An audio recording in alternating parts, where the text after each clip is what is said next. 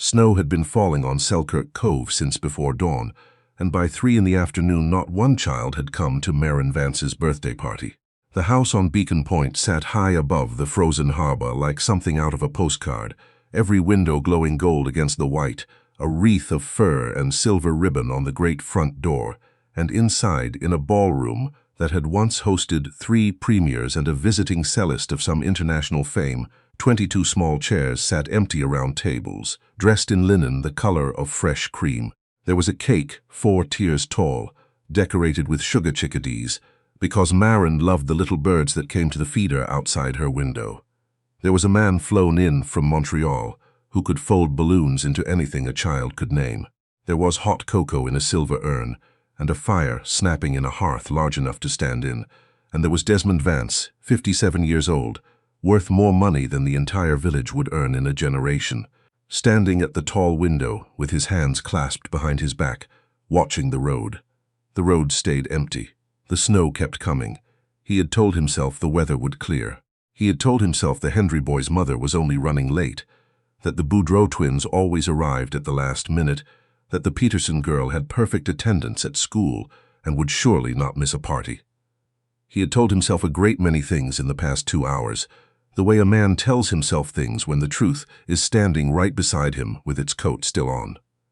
The truth was that he had hand-delivered every invitation himself. He had stood on cold porches across Selkirk Cove and into Brookfield, and as far as the new houses near the highway, and he had watched the parents' faces do the same small thing each time, the warm hello, then the flicker, then the careful retreat behind politeness. Of course, we'll do our best. Snow's coming, though, isn't it? He had a wing of his company devoted to reading what people meant beneath what they said. He had not needed it. He had understood every one of them. It was not that they disliked Marin. It was worse than dislike. It was the way grown people went quiet around a child in a wheelchair, the way their own children took their cue from that quiet, the way pity and a kind of formless fear got braided together until nobody could tell which was which. Marin had been 8 years old for exactly 6 hours now, and for 14 months she had moved through the world in a chair, and in those 14 months the invitations to other children's birthdays had simply stopped coming. He had thought, foolishly, that he could buy his way around that. He had thought enough sugar chickadees and a balloon man from Montreal might do what the truth could not. Mr. Vance. Bernadette stood in the doorway with the cordless phone held against her cardigan as though it had wounded her. She had run the household for 19 years and had never once let him see her cry, and she did not let him see it now, but her voice had gone thin. That was the last of them, the Camus family. Their little ones come down with something. Of course, Desmond said. Tell them we hope she feels better. I already did. Thank you, Bernadette. She did not leave. She stood holding the dead phone and looking at the empty chairs, and he knew she was thinking of the same thing he was thinking, which was a smaller party, in a smaller house, long before any of this money existed, a party where his wife Rosalind had hung paper streamers herself and laughed when they fell down, and where Marin had been a fat, happy baby asleep against her mother's shoulder. Rosalind had been dead 2 years now. She had died on the same patch of black ice on the Brookfield Road that had taken the use of their daughter's legs, and Desmond had spent the time since then building walls, actual ones, around the property, and other kinds too, around himself, around the boundless flat fact of his grief. She's by the window again, Bernadette said softly. I brought her cocoa. She didn't drink it. He found Marin where he knew he would find her, in the small sunroom off the ballroom that her mother had loved, in her chair with a blanket over her knees and her chin lowered, watching the chickadees fight over the feeder in the falling snow. She had Rosalind's dark hair and Rosalind's gray eyes, and a stillness now that belonged to neither of them, a stillness she had brought back from the hospital and never set down. She did not speak much anymore. The doctors in Halifax had words for it: selective mutism, adjustment, trauma, and Desmond had paid all of them and listened to all of them. And still, when he knelt now in front of his daughter's chair, she only looked at him with those gray eyes and said nothing at all. Hey, Peanut, he said, big day. She watched the birds. The balloon fellow's got a whole bag of tricks. He can make you a moose, or what's the long one? A loon. Nothing. Outside, a chickadee landed on the rim of the feeder and looked in at the warm, bright room and flew away. They might still come, he said, and heard how false it sounded the instant it left him, and saw that she heard it too. She was 8 years old, and she knew the way children always know, the way they read the weather of the adults around them more accurately than any forecaster. She reached out one small hand and put it flat against the cold glass, and after a moment she said, in a voice so quiet he had to lean in to catch it, the only thing she would say all afternoon. "It's okay, Dad. We can have the cake. The birds will want crumbs." It broke something in him that had been holding for 2 years. He had to turn his face to the window so she would not see it.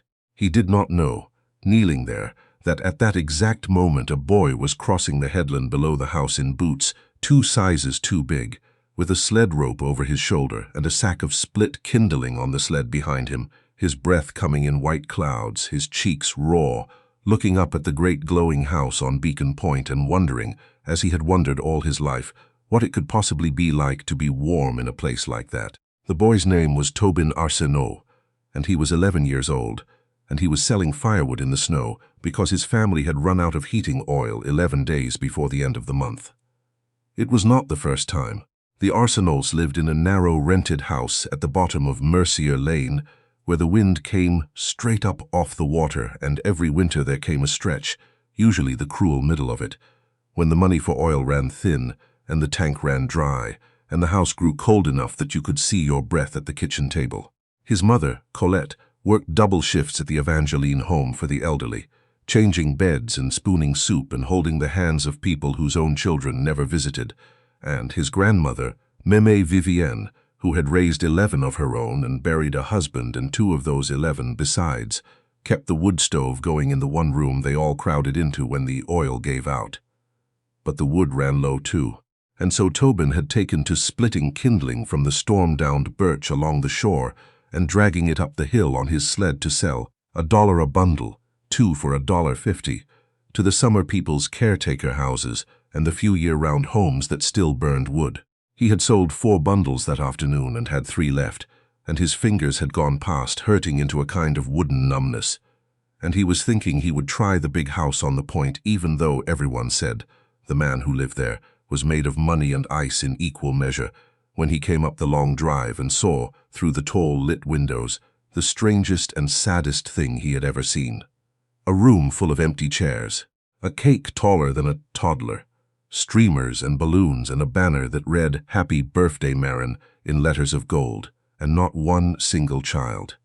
Just a man in an expensive sweater, standing at the glass with his shoulders down, and a girl in a wheelchair with her hand pressed against the window, looking out at the snow as though she were looking out of a place she could not leave. Tobin stood at the bottom of the steps with the cold biting through his 2 big boots, and he forgot for a moment about the kindling and the oil and his numb fingers. He knew that feeling. He knew exactly what it was to be on the inside of a window, looking out at a world that had gone on without you. He had felt it at school, where the other kids' lunches steamed, and his was a folded slice of bread, where birthday parties happened, in groups he was never part of, where being poor was a thing you wore like a smell you couldn't wash off. And the girl was alone in there, on her birthday with all that cake. He did not think about whether he was allowed. He left the sled at the bottom of the steps and climbed them and knocked on the great front door with his mittened hand, and when the woman in the cardigan opened it and looked down at the small, soaked boy on the step, he said the thing that would change the shape of both their families forever, though of course he did not know that either.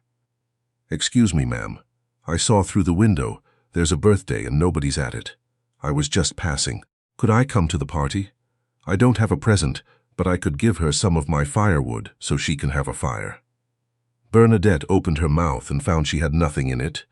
She had spent 19 years protecting this family, screening the calls and the petitioners, and the men who came up the drive wanting things from Desmond Vance, and her every instinct said to send this boy gently back into the snow. But she heard, behind her, a sound she had not heard in 14 months. She heard Marin Vance laugh. It was small, that laugh, it was barely anything. But the girl had wheeled herself into the front hall to see who had come, and she had heard the boy ask to trade firewood for a party, and something about the plain hopeful strangeness of it had reached past all that stillness and pulled a laugh up out of her like a bird startled into flight. Desmond came into the hall and saw his daughter laughing, and his whole chest seized. He saw the boy on the step, the worn boots, the home-mended coat, the chapped cheeks, the dignity in the small upturned face, and his first instinct, bred into him by 30 years of men wanting things, was suspicion.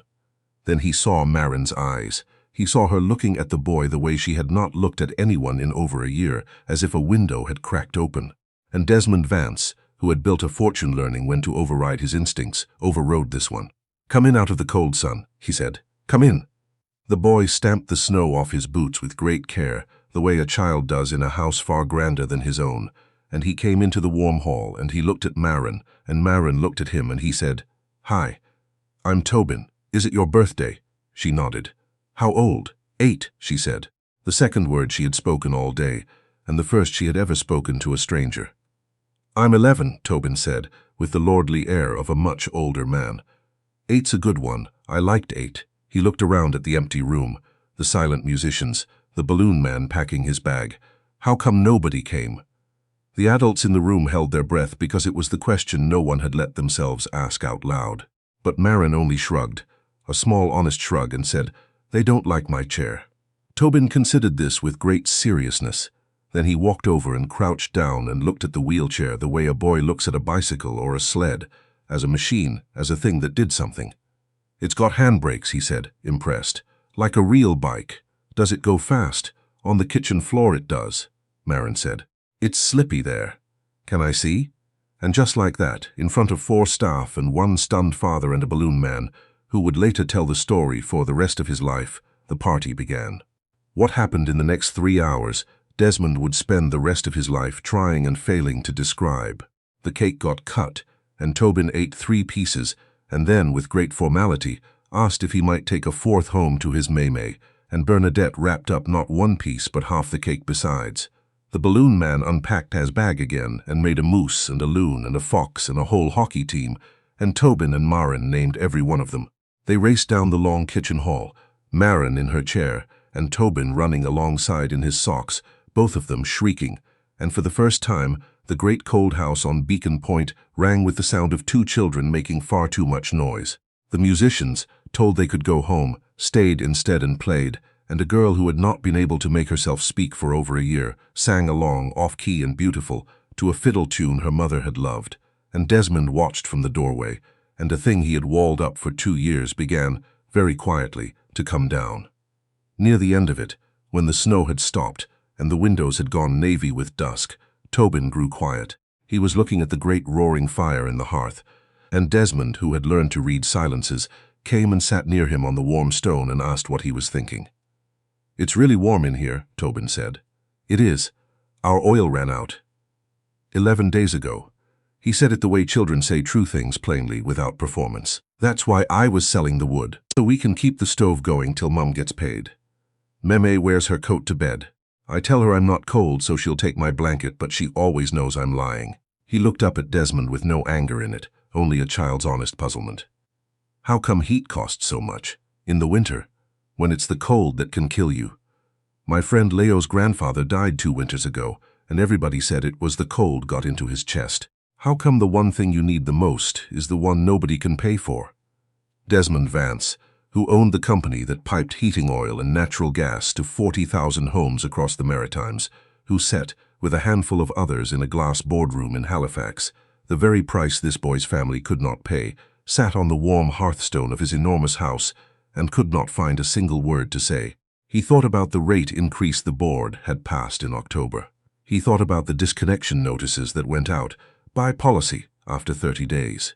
He thought about the quarterly report he was to present in 9 days, the one with the line item, winter margin, residential heating, plus 6.2%, that he had signed off on without reading the names of any of the houses it came from. He thought about Meme Vivienne sleeping in her coat 11 days before payday in a town he could see from his own window, and he thought about Marin's small hand flat against the cold glass. "I don't know, son," he said at last, and it was the most honest thing he had said in 2 years. "I don't think it should." Colette Arsenault arrived an hour later, having walked up from Mercier Lane half out of her mind with worry, certain her boy had drowned in the harbor or frozen on the headland, and she stopped dead in the great glowing hall to find him asleep on a leather sofa beside a sleeping girl in a wheelchair, the two of them sharing a blanket and a plate of cake crumbs, watched over by the richest man in 3 counties as though they were the most precious cargo he had ever carried. She tried to apologize. She tried to explain. She was a proud woman, Colette, and being inside a house like this with her work-ruined hands and her care aide's uniform under her thin coat made her stand very straight and speak very carefully. But Desmond stopped her. "Mrs. Arsenault," he said, "your son knocked on my door and asked to come to a party where no one else would come. He gave my daughter the only good hour she's had since her mother died." His voice was not steady. "I am the one who owes you. Please, let me drive you home, and let me have someone come look at your furnace." She refused the furnace, of course. People like Colette did not take charity. It was the one thing they could not afford to spend. But she let him drive them home, and on the way down the hill in the warm hush of the big car, with both children asleep in the back, Desmond Vance looked out at the dark houses of Selkirk Cove and saw, for the first time in years, that each small window held a family, and that he had been treating them all his life as a column on a page. It would be a tidy thing to say that everything changed overnight. It did not. Change in the real world is slower and uglier than that, and Desmond fought for it the way he had once fought for profit, in glass rooms, against men who had been his allies. He stood up in front of the board 9 days later, and did not present the report they expected. He stood up and told them about a boy with a sled and a grandmother who slept in her coat. He told them about a 6% winter margin and asked them, in the silence afterward, to tell him what a frozen old woman in Selkirk Cove was worth against it. Harlan Greaves, who had been the company's chief financial officer for 2 decades and had never once in those decades heard Desmond speak this way, said, carefully, that the board had a duty to the shareholders. And Desmond said yes, it did, and it had another duty besides, one they had all agreed to forget, and he was no longer willing to forget it.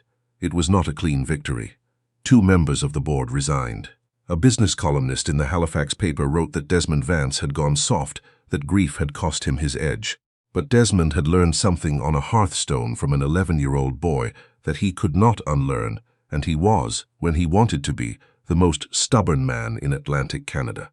By the end of that winter, Vance Energy had announced what it called the Hearth Program.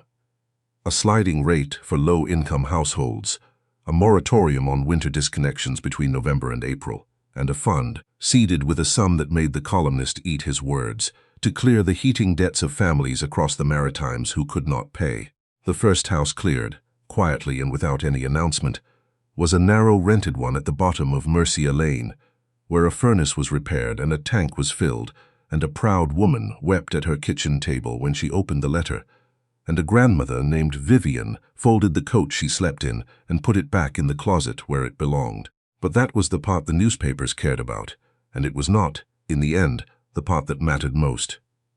What mattered most happened on the kitchen floor of the house on Beacon Point, where Marin Vance learned to race her chair faster than Tobin Arsenault could run, and where Tobin learned that a girl who could not use her legs could beat him soundly at checkers and chess and a card game called crib, that Meme taught them both. It happened in the spring, when the ice went out of the harbor and Desmond had a ramp built down to the dock so that Marin could fish off the end of it, and Tobin baited her hooks, and the 2 of them caught mackerel and named them all, and threw them all back. It happened the day Marin's voice came all the way back, not in a doctor's office in Halifax, but on that dock, when Tobin fell in the cold spring water reaching for a fish and came up sputtering and outraged, and Marin laughed so hard and so long and so loudly that her father, hearing it from the house, set down his coffee and wept into the kitchen sink, because it was Rosalind's laugh, exactly Rosaline's, that he had thought was gone from the world forever.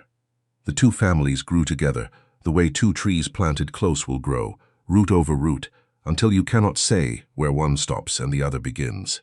Colette took a better job that Desmond did not arrange, and would not have insulted her by managing the new community office of the Hearth Program, because no one in 3 counties understood better than she did what it was to choose between heat and groceries.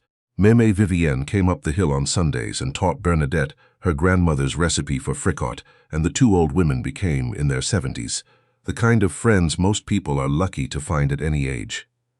And Tobin came every day after school and did his homework at the long kitchen table beside Marin, and grew 6 centimeters that year, and stopped, somewhere along the way, looking at the world from the outside of the window.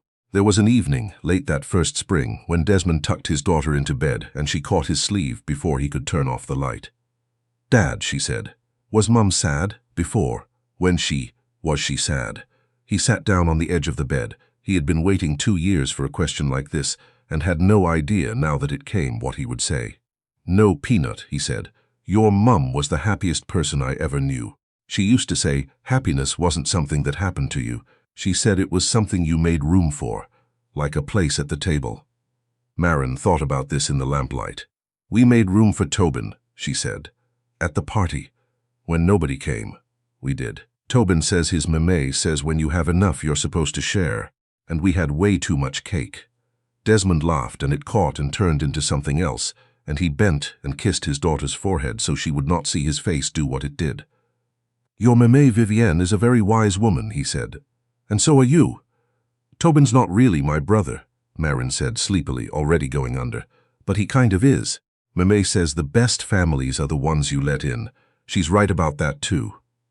He turned off the lamp and stood a moment in the dark doorway, listening to his daughter's breathing go slow and even, and then he went and stood at the tall window at the end of the hall, the one that looked down over the dark town of Selkirk Cove and the black gleaming harbor and the small, far-off lights of the houses below, each one a family, each one warm now, or warmer, because a boy with a sled had knocked on the wrong door on the right afternoon. He thought about the empty chairs and the 4-tier cake and the balloon man from Montreal, and how he had believed, that snowy day, that you could buy your child a single hour of belonging. He had been so wrong and so completely, and he was grateful for it the way a man is grateful for the wave that knocks him down and shows him he can still stand. You could not buy belonging. You could only open a door. You could only make a place at the table and leave it set and trust that, sooner or later, out of the cold and the dark, someone would come up the steps and ask, with nothing in their hands but hope, whether there might be room. Down at the bottom of Mercier Lane, in a small warm house that no longer smelled of cold, a grandmother who no longer slept in her coat tucked in a boy who had given away his firewood and gotten back a whole second family, and she kissed his head and called him Mon Trésor, my treasure, and turned off the light. And up on Beacon Point, Desmond Vance stood a long time at the window with his wife's wedding ring warm against his chest, where he wore it now on a chain, and he watched the lights of the town until the last one went out, and, for the first time since the black ice on the Brookfield Road, he was not afraid of the long maritime winter, or of the empty rooms of his enormous house, or of the morning that would come, because he knew now what he had not known before all this began. That the warmth that matters most was never the kind that came through a pipe or off a furnace, and that the cold that kills is never only the cold outside, and that the cure for both, the only cure there had ever been, was as simple and as impossible as opening a door to a stranger in the snow and saying, against every wall a frightened heart had ever built, come in out of the cold. There is room here. There was always room."